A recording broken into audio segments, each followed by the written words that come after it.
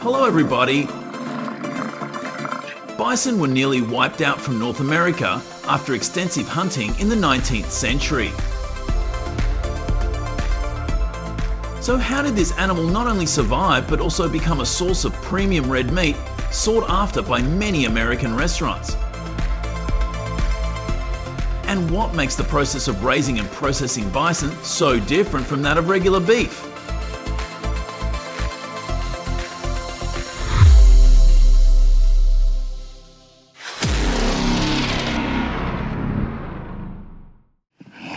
The answer begins in the vast grasslands, where bison still live their natural lives, but within an organised management system.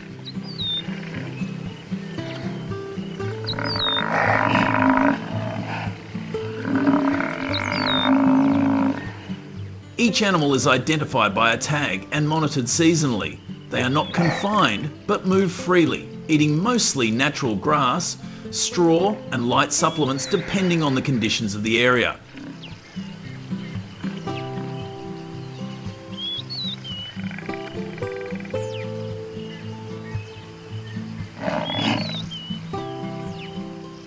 It is this environment that produces lean meat, preserving what Americans call the taste of the prairie.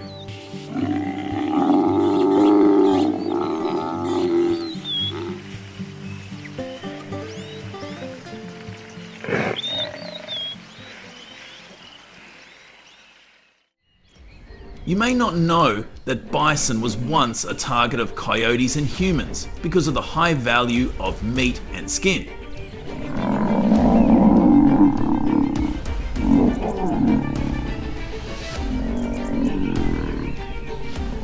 That, combined with the expansion of agricultural land, caused the bison population to decline dramatically from tens of millions to just a few hundred individuals in the early 20th century.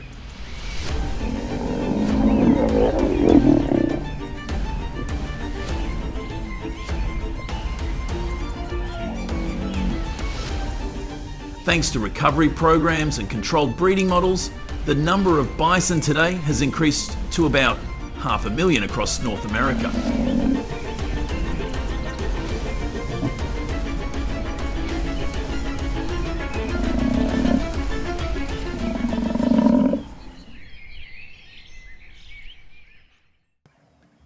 Using off-road vehicles and drones, bison herds can number between 500 and 1,000 animals, spread across dozens of acres of pasture.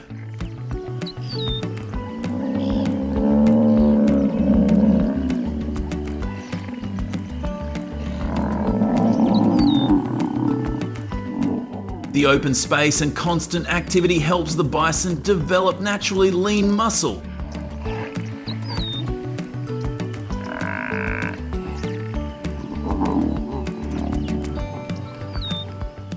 Which results in lean meat and low fat percentages that the premium market values.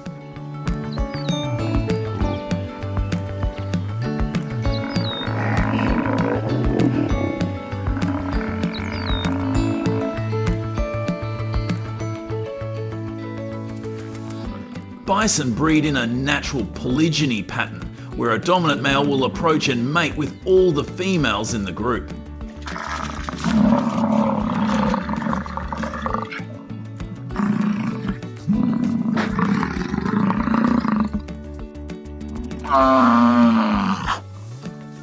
When mating season begins, males engage in a display of power, ploughing the ground, rolling in dry dust, or using their scent to mark their territory.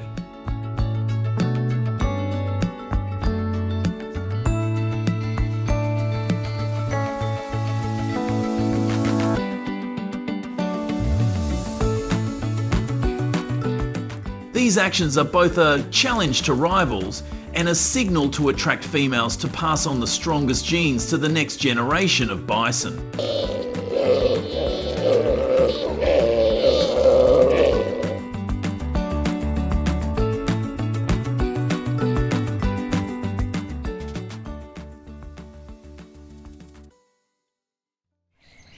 After mating, female bison enter a gestation period that lasts approximately 270 days.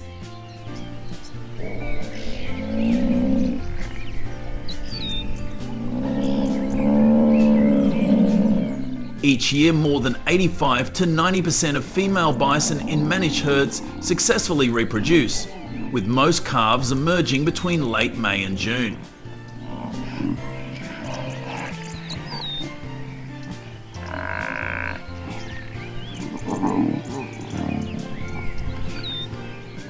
Births are completely natural, as the bison farming industry limits direct intervention to preserve the species' wild instincts.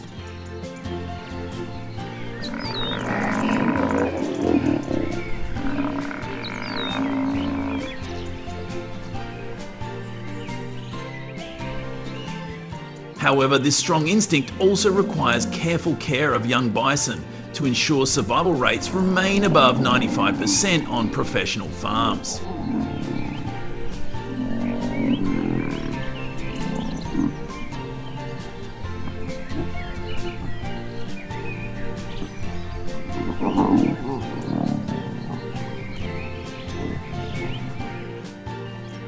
Before delving into the process of raising baby bison, it is important to look at their close and often confused relative, the yak.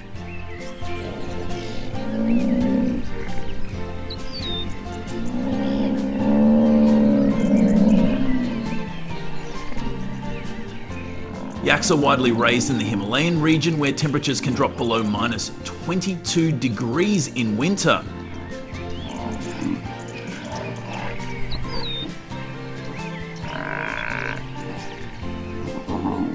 Unlike wild bison, yaks have a calmer temperament and are well suited to artificial insemination, which can increase conception rates to around 92% in large breeding farms.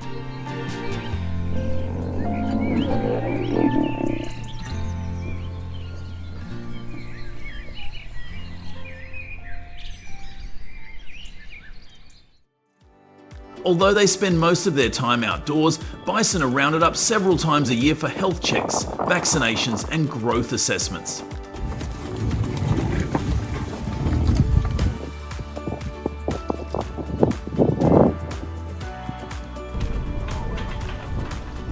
When animals need to be restrained for close handling, farms use a chute system of heavy steel clamps designed to hold bison steady for just a few dozen seconds.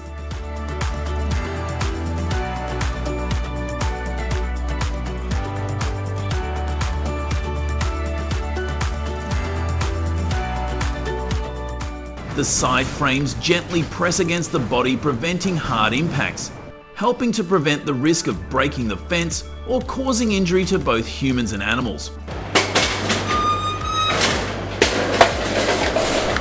Come on. Yeah.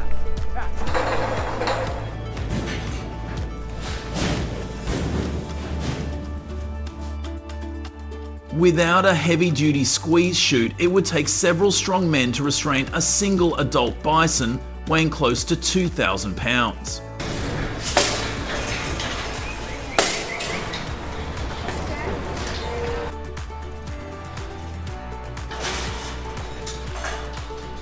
Once mature, the herd is divided into two main parts: auction or on-farm processing.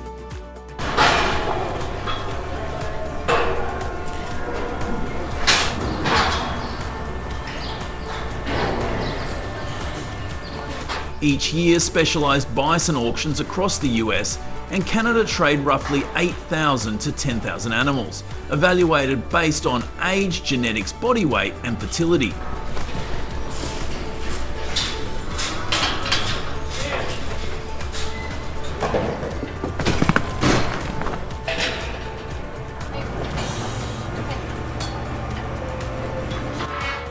Prices typically range from $3,000, 0 cents, to over $20,000, 0 cents per head, with prime breeding bulls commanding the highest bids.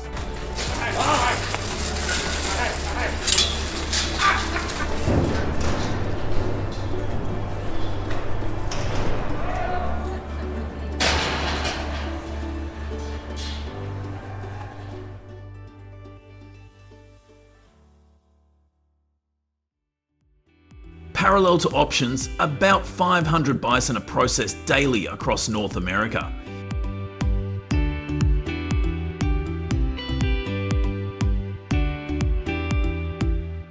Inside these facilities, the environment is tightly controlled, temperature maintained around 40 dF, and all surfaces sanitized before and after each shift.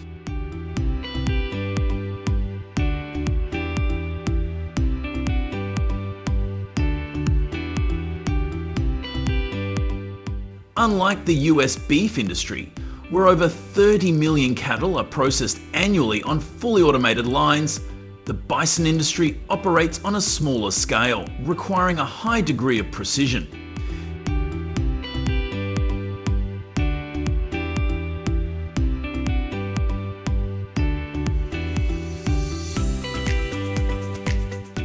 Due to the large size and lower processing volumes, most of the steps are performed by hand by skilled butchers rather than by machines.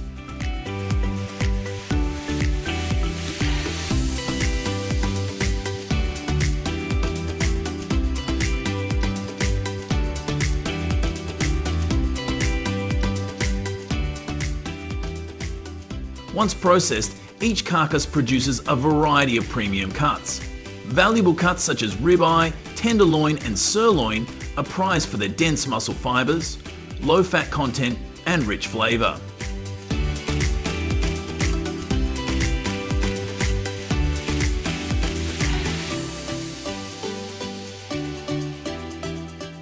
A processed bison typically yields 600 to 700 pounds of lean red meat that is ideal for grilling, pan frying or slow roasting.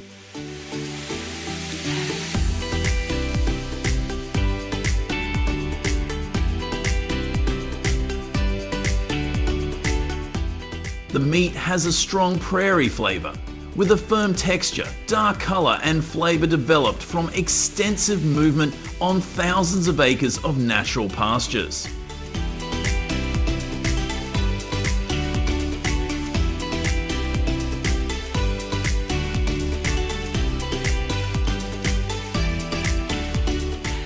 Bison represent a unique red meat that is less industrialised, higher in protein and iron, and deeply rooted in the wild ecosystems of North America.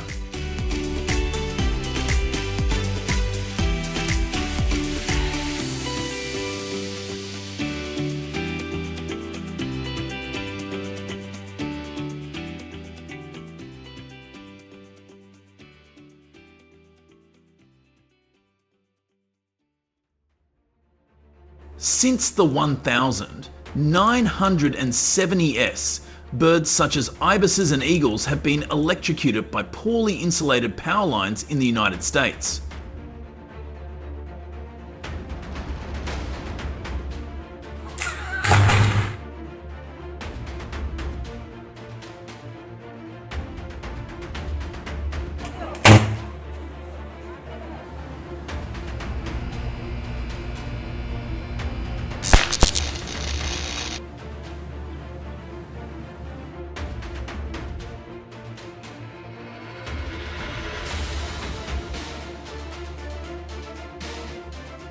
These videos show birds striking transformers, highlighting the aging of the power grid.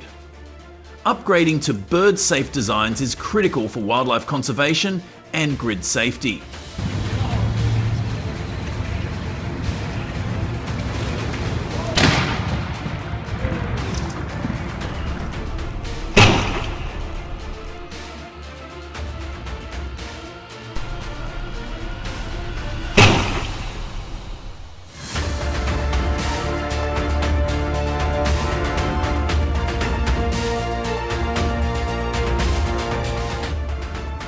Horses being electrocuted by 3,500 volt electric fences is nothing new on rural farms, which are seen every day.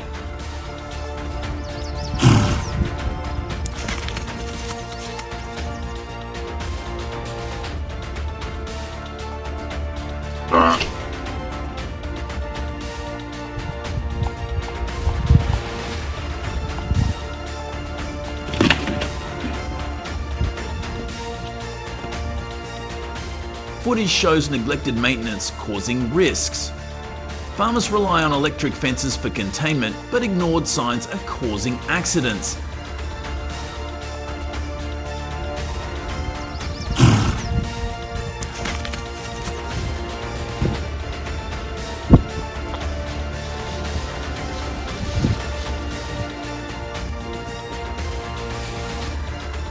Virtual fences with audible signals offer safer control, minimising harm.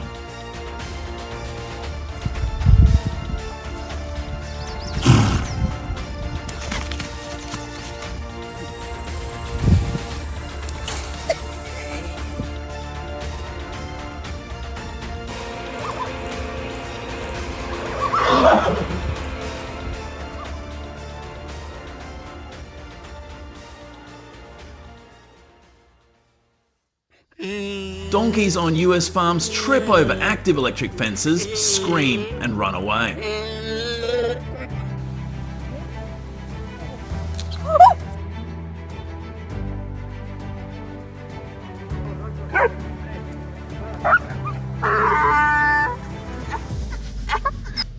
Farmers are required to inspect fences weekly for defects.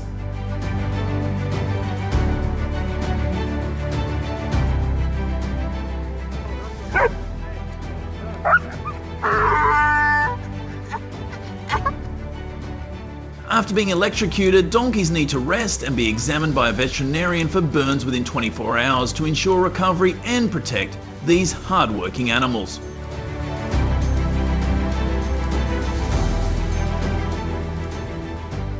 Good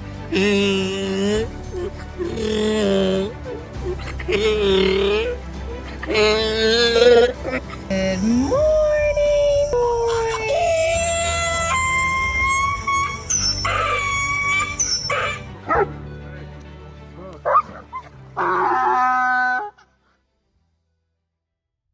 Cattle are snatched from farm fences, putting them at risk of serious injury.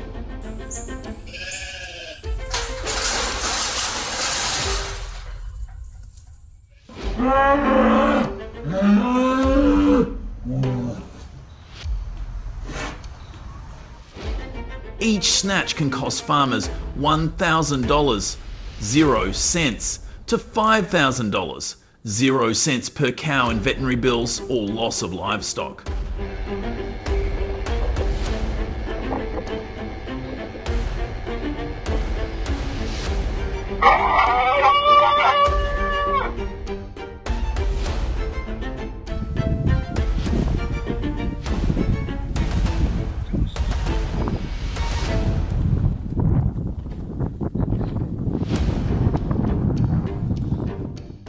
Protect your herd with insulated wire, regular fence inspections and non-electric fencing to protect your valuable assets.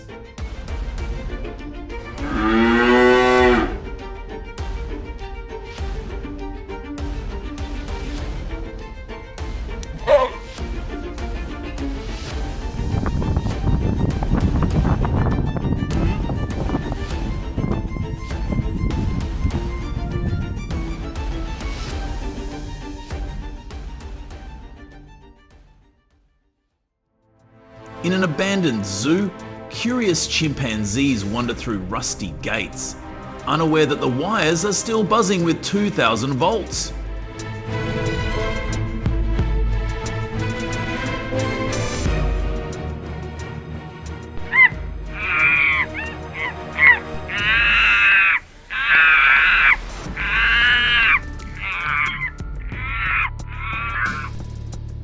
These clips capture their terrifying shocks.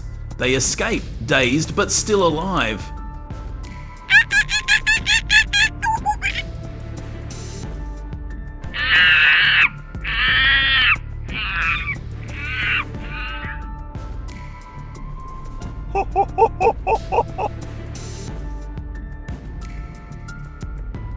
Warning! Neglected electrical systems in old sites pose a danger to wildlife and explorers.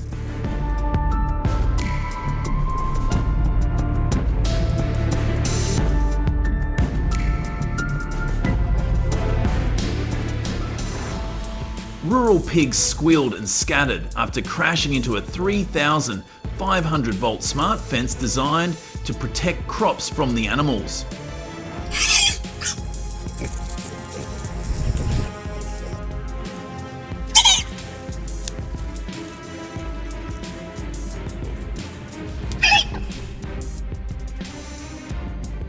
The fence traps highlight the challenges farmers face in keeping pigs out while avoiding shocks to livestock.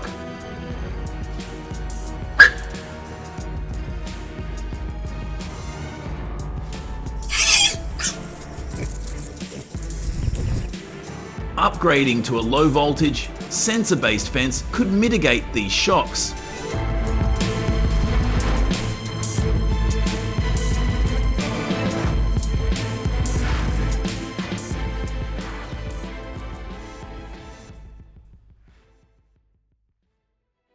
In suburban neighborhoods in the United States, snakes often slither into trouble near electrical boxes.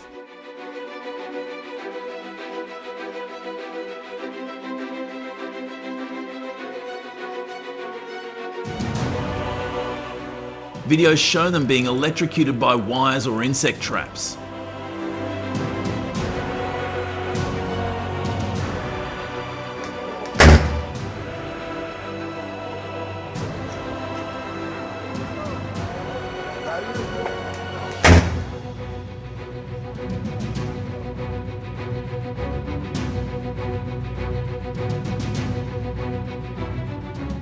Check your yard for exposed wires and use humane pest control, which is also a way to protect yourself from electrical current.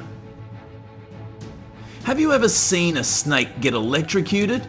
If so, comment.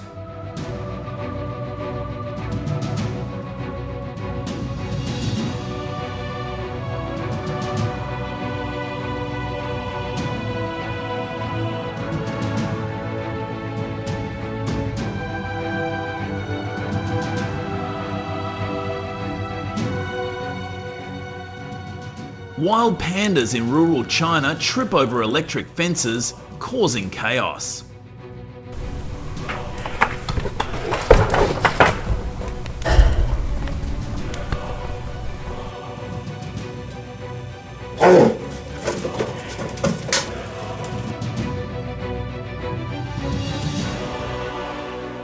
These 4,000-volt barriers, erected by farmers to protect crops from hungry bears, deliver powerful shocks.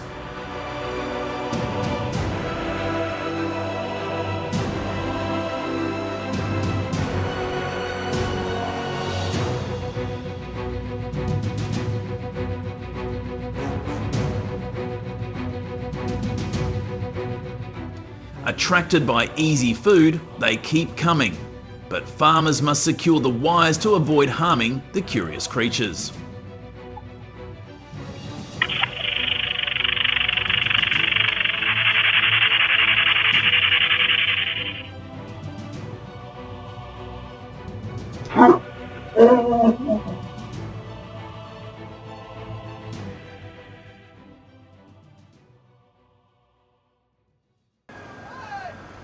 Electrofishing stuns fish for easy capture, but it's slammed in Europe and Asia for harming aquatic ecosystems.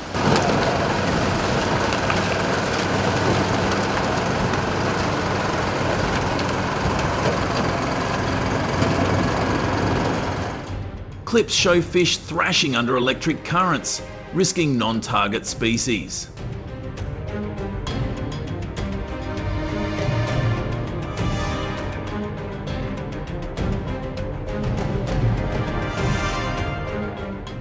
Critics in Norway and Thailand push for bans, urging sustainable nets instead.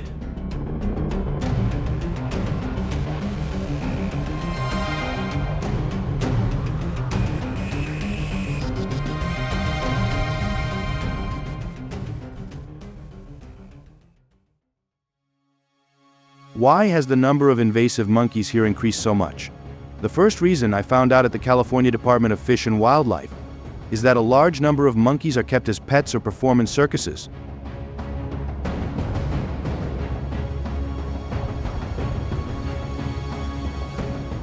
However, due to a lack of understanding and inability to care for them, many people abandon them and let them loose.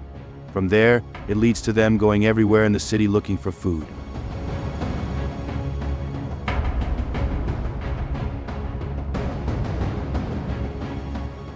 The second reason is that they come to urban areas. In the past, this invasive monkey species avoided urban centers, restricting its habitat to the edges of major cities.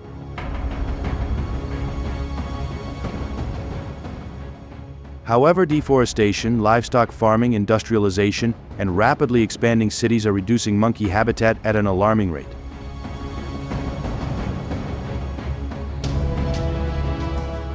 As a result, many monkey species are invading cities for food, shelter, and water so they can survive. Those are the two big problems that I learned about through the newspapers about their attack on the city.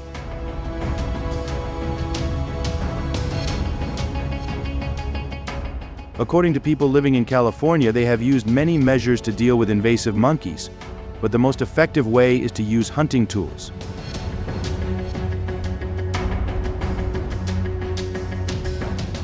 The use of hunting equipment has helped reduce the number of invasive monkeys in the city by 95% in 4 years.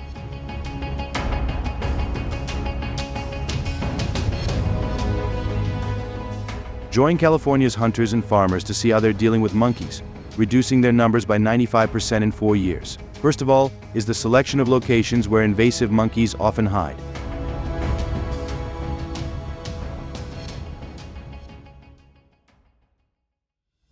People often go to jungle areas or rural areas where monkeys are often active and hunting.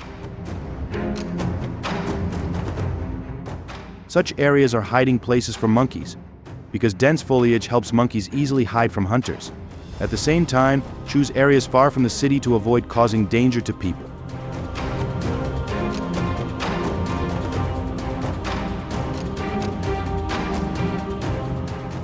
However, this also makes it difficult for hunters to move and find prey.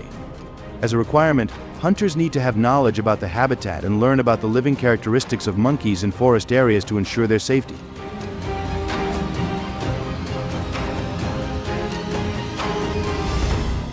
Without knowledge, there is a risk of getting lost or having an accident due to a lack of information about the terrain. To ensure safety, people in California who hunt often go in groups to support each other in the process of taking down invasive monkeys.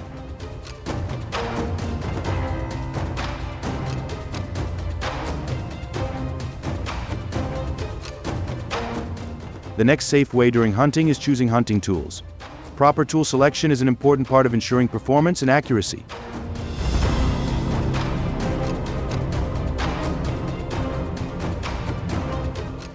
Among these options, the FX Impact and Hawa 6.5 Creedmoor hunting gear are two highly regarded choices for their performance and reliability.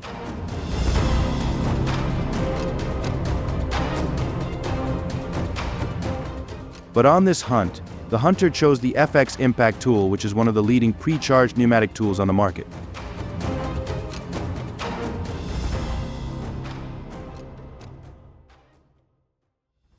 Do you wonder why people and hunters choose FX Impact tools during hunting and not Hawa 6.5 Creedmoor? FX Impact guns are often popular for close-range shooting thanks to their high accuracy and noise reduction.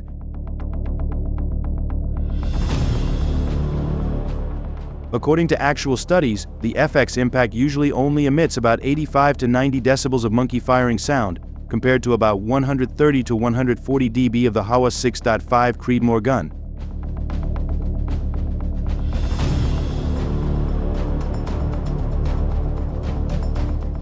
With its distinctive design and advanced technology, the Impact delivers accurate shooting and incredible power. This makes it a popular choice for hunting.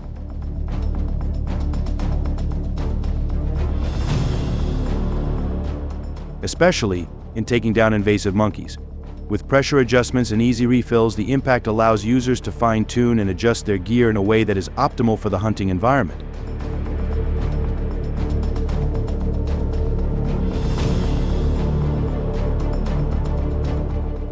What hunters also care about is the quietness of FX Impact, which helps minimize the startle of the prey the monkey takes down, especially in hunting sensitive animals like monkeys.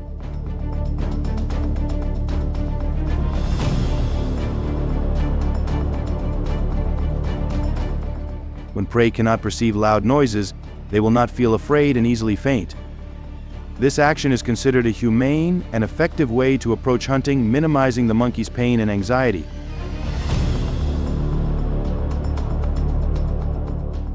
This feature makes the FX Impact gun a popular choice in hunting areas in California, where there are many sensitive animals such as monkeys.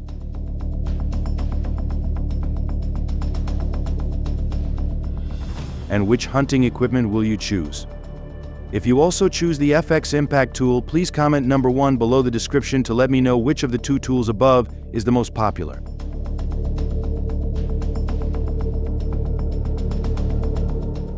Besides, the application of the above hunting methods also causes many people to object for the following reasons. Monkeys in California differ from other invasive species in that public opinion opposes hunting that hurts them.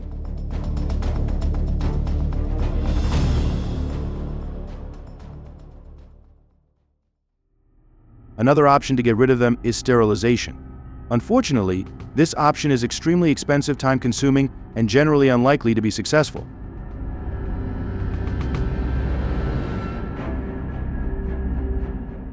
Many of the captured monkeys were later sold as experimental animals, leading to public outrage and a halt in trapping operations. If there is enough investment, capture and relocation to zoos or care facilities is the best option.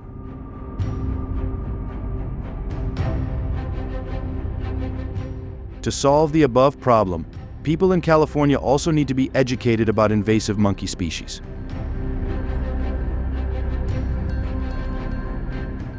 This will require wildlife officials across the country to step up efforts to inform the public about invasive species during National Invasive Species Awareness Week at the end of the month.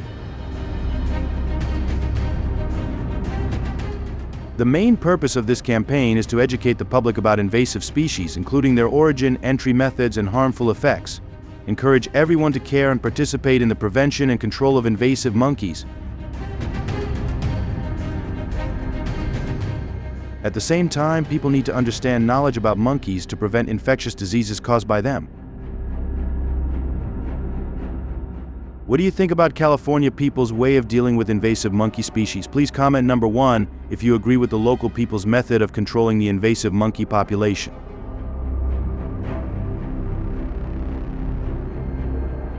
Comment 0 if you don't support this. Thank you for watching the entire video. Like and press the subscribe button to help us be motivated to produce better videos for you in the next episodes.